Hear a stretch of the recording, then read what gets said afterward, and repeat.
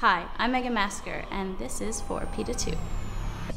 When I was growing up, vegetarian wasn't a term that was used, in my household or anywhere around. But as I got older, I moved to the city with one of my best friends, and it just so happened that the girl that I moved in with was a vegetarian, and she cooked. So she was like, "Oh, you love chili?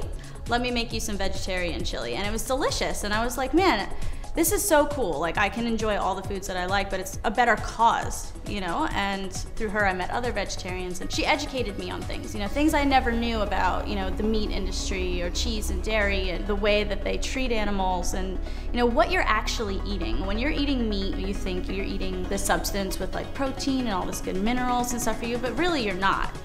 I think the thing that really hit home for me in the beginning was just the realization that being a vegetarian does not mean eating just vegetables. I'm actually a person who loves food. I love going out to restaurants, not just vegan and vegetarian restaurants. Like, I can go to Italian restaurants, Mexican restaurants, Indian restaurants, and I can enjoy delicious food that's all vegetarian. And it makes me feel good knowing that, I can enjoy food just as much as the next person, but, I didn't have to kill an animal to eat it. You think you're eating a burger and you're eating a cow, and it's like, well, but that's an animal too. And had I grown up on a farm, that would have been my pet. And it's like, I would never want to eat my fish or my dog. Those are your friends, it sounds corny, but it's true. Like, there are companions, your dog is your best friend, and I would never want to eat my best friend.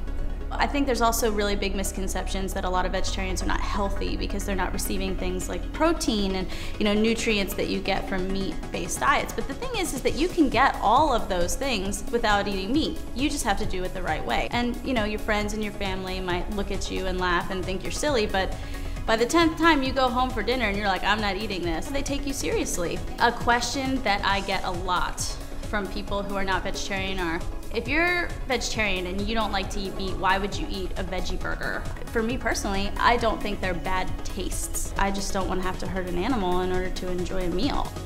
For more information, you can visit PETA2.com.